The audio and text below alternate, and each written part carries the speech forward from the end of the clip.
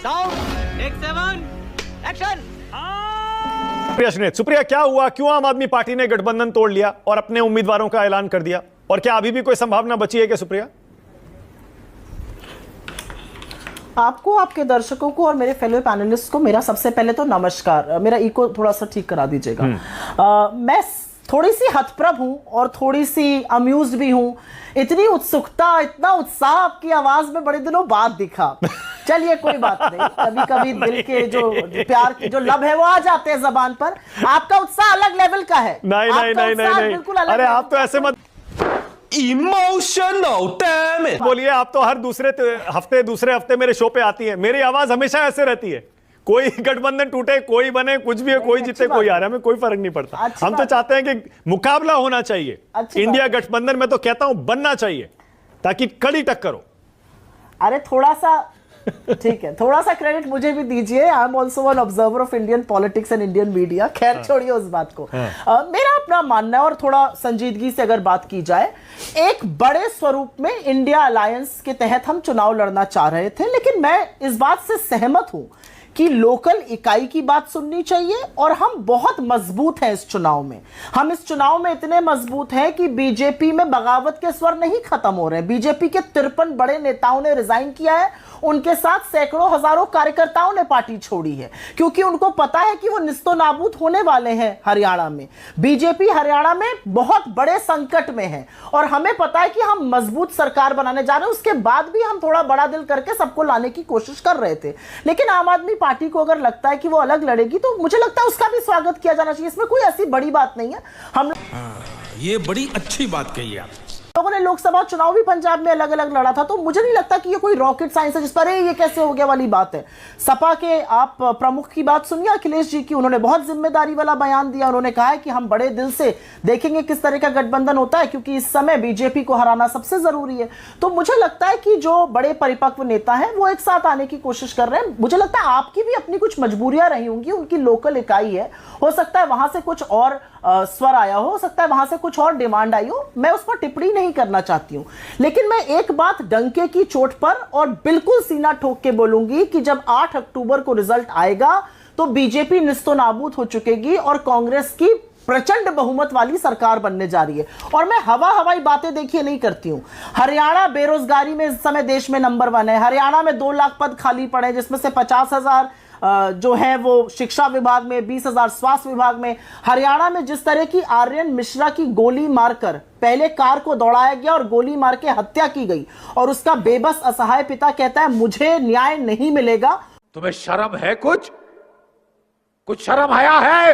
वो बीजेपी के मुंह पर करारा तमाचा है। बीजेपी की डूबती नैया को लोग जिस तरह से सोच रहे हैं, वो अपने आप में आईना दिखाना है बीजेपी को। मेरा अपना मानना है कि एनसीपी के अजीत पवार, और ये बात मैं यहां पर कहने में मुझे कोई गुरेज नहीं है, एनसीपी के अजीत पवार के साथ ये घटक दल है महाराष्ट्र में, लेकिन एनसीपी की अजीत पवार वाली पार्टी इनके खिलाफ लड़ रही है हरियाणा में। तो आपको क्या लगता है कि एनडीए गठबंधन टूट गया? एनडीए में विघटन हो गया? क्या एनडीए में दरार आ गई? मुझे तो नहीं लगता ऐसा। उनको लगा कि हरियाणा में उनको अपनी प्रेजेंस दर्ज करानी चाहिए, तो वो इनके खिलाफ लड़ रहे हैं, भाजपा के खिलाफ, जबकि वो घटक दल है। 38 लोगों का कुनबा जो मोदी जी ने जोड़ा है, उसमें से एक एनसीपी अजीत पवार वाली भी है। वो महाराष्ट्र में घटक दल में, यहां पर इनके खिलाफ चुनाव के मैदान में खड़े हुए हैं। तो क्या एनडीए घटक दल टूट गया? बिल्कुल भी नहीं। उसको भी उतने उत्साह से बताइए, टूट गया, एनडीए घटक दल टूट गया, कैसे आगे जाएगा मामला। मुझे लगता है हर पॉलिटिकल पार्टी अपना नफा नुकसान और अपनी जमीनी हकीकत को देखकर चुनाव लड़ती है। और वही काम हम लोग भी कर रहे हैं, वही काम मुझे लगता है आम आदमी पार्टी भी कर रही है। इसमें ये तो कम से कम सुप्रिया मान लीजिए ना, राहुल गांधी ने शुरुआत की थी इस गठबंधन को अमली जामा पहनाने की। सीईसी की मीटिंग में राहुल ने खुद का एक्सप्लोर करिए ऑप्शन, क्योंकि राहुल, जहां तक मेरी खबर है, सूत्र ये बताते हैं राहुल गांधी चाहते हैं जहां जहां चुनाव हो वहां इंडिया अलायंस बीजेपी के खिलाफ उतरना चाहिए, एक मैसेज जाना चाहिए, विपक्ष एक है। ऐसे में अगर पहले ही चुनाव में इंडिया गठबंधन नहीं बन पाया तो क्या मैसेज जाएगा? वाह बेटा, लगता है तुम गू खा के ही मानोगे। आपके सूत्र जो आपको बता रहे हैं, मैं उससे आगे बढ़ के आपको बता देती हूं। राहुल गांधी एक बहुत बड़े दिल के बड़े कद्दावर नेता हैं, और वो थोड़ा सा नुकसान सहकर भी इंडिया गठबंधन को एक साथ चुनाव लड़ाने की कोशिश करेंगे।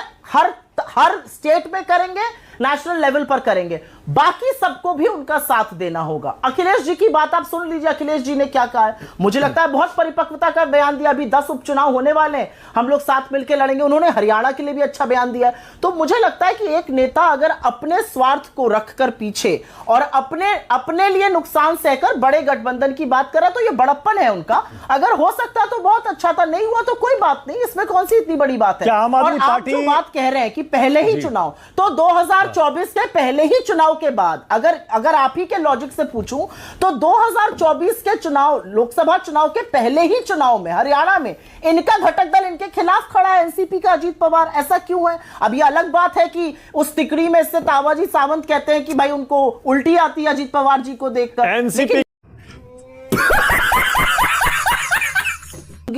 कि बीजेपी की सबसे करारी हार हरियाणा में होने जा रही है, प्रचंड बहुमत की सरकार बनेगी। सर्वे पर सर्वे बता रहे हैं, ठीक है, 15 ओके। से 20 सीटें आएंगी। ओके, इसके बढ़ते हैं। मैं उनको नीचे नहीं दिखा रही हूं, मुझे पता नहीं था उनके बारे में। मुझे भी नहीं। Okay, alright.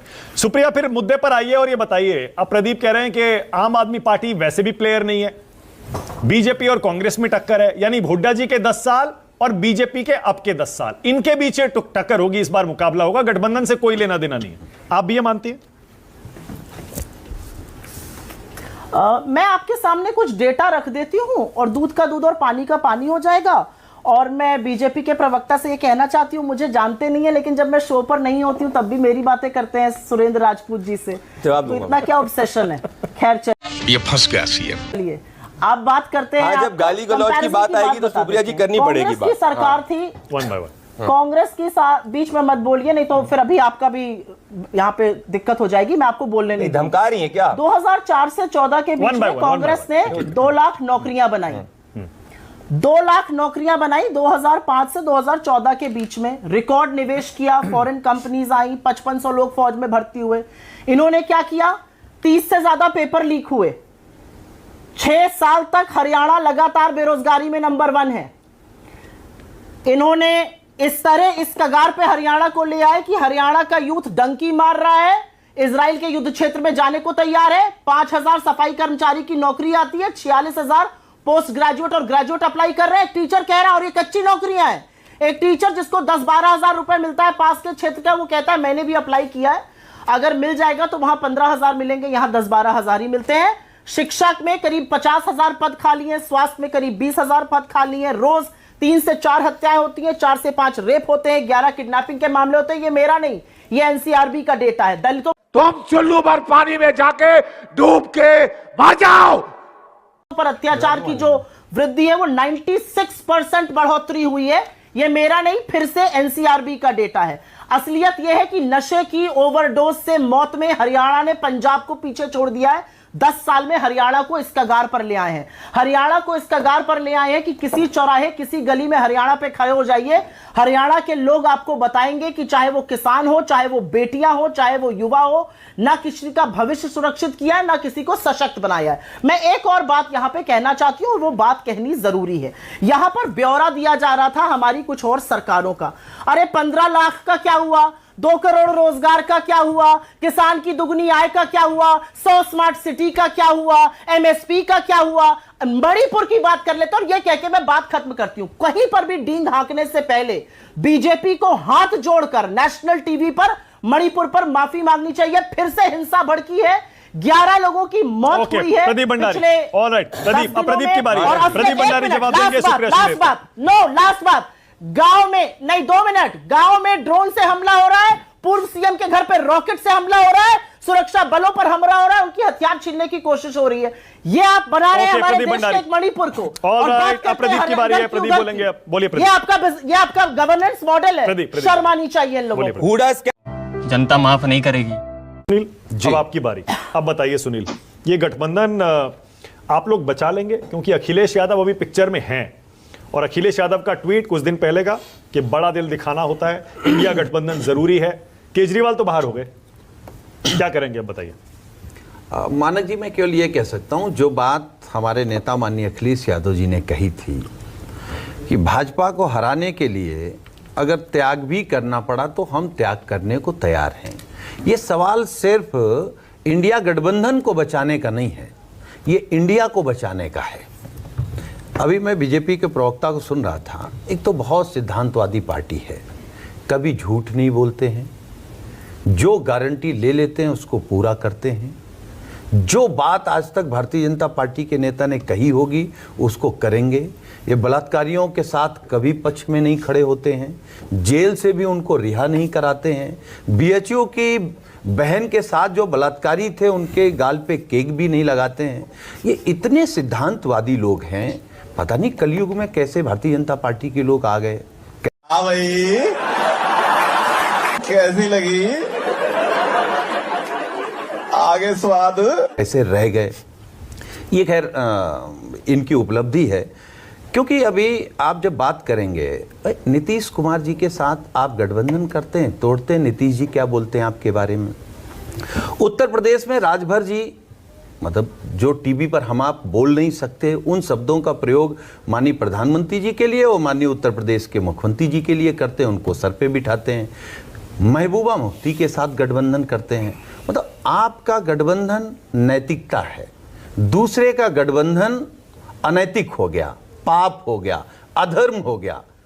क्योंकि जो इनका राष्ट्रवाद है वो हमारे आपके राष्ट्रवाद से अलग है। मानक जी, इनका राष्ट्रवाद मैंने मान लिया, कुर्सी है। मैंने आपकी बात मान ली कि गठबंधन के मामले में कोई पार्टी किसी से कम नहीं जी। लेकिन ये बताइए अब क्या करेंगे? अब हरियाणा में मतलब मान लिया जाए अखिलेश अभी साथ हैं, आप साथ हैं? हाँ बिल्कुल, हम सीट मिले तब भी और नहीं मिले तब भी हम इंडिया गठबंधन के साथ हैं एक। हाँ। और जो रास्ता हमारे नेता ने दिखाया है, मुझे लगता है इंडिया गठबंधन को बनाए रखने का वही रास्ता है। और ये बड़ी अच्छी बात कही आप। हर एक बात में बहुत कोशिश करिए ना, बहुत ईमानदारी से कोशिश क्यों नहीं करते? नहीं कर रहे हैं, कर रहे हैं अभी टीवी पे नहीं कर रहे हैं, लेकिन कर रहे हैं और कोशिश कर रहे हैं। और देखिएगा देर सवेर वो कोशिश माननीय अखिलेश यादव जी की रंग लाएगी। हरियाणा में भाजपा हारेगी, महाराष्ट्र में भाजपा हारेगी, जम्मू कश्मीर में भाजपा हारेगी, झारखंड में भाजपा हारेगी, बाद में दिल्ली में भी भाजपा हारेगी, बिहार में भी भाजपा हारेगी और उसके बाद एक नई बहार आएगी इस देश में। You are right bro. क्योंकि बड़े दलों के नेता हमें खुद बताते हैं ये बात कि इनको पता है कि इस समय बड़े दल को जरूरत है, चुनाव का वक्त है। दरअसल छोटे दल जिसकी मान लीजिए आधार जिसका 4 सीट में है वो 10, 12, 15 सीटें मांगने लगता है जी। तो बड़ा जो दल है वो भी कितना बड़ा दिल दिखाए। देखिए मानक जी, क्योंकि आपसे बड़े नेता भी बात करते हैं, छोटे नेता भी बात करते हैं, मैं बड़ी ईमानदारी के साथ कह दूं, इस मीडिया का जितना भी सूत्र है वो सिर्फ हम लोगों की पार्टी का कार्यकर्ता और नेता ही है, और कोई सूत्र अलग से नहीं है मीडिया का। एक मुझे लगता है कि जब जो बातें, एक तो राजनीति में जो चौके की बात होती वो चौकी पे नहीं की जाती, जो चौकी की बात होती वो चौके पे नहीं की जाती। तो जो बातें हैं जो मीडिया के सामने करनी मैं वही करूंगा, लेकिन जो नहीं करनी नहीं करूंगा। लेकिन इंडिया गठबंधन रहेगा और हम सब लोग मिलकर के भाजपा को हटाएंगे और नई सरकार सभी राज्यों में। सत्य प्रकाश, बस हवा निकल गई, खत्म, bye bye, tata, good bye, गया।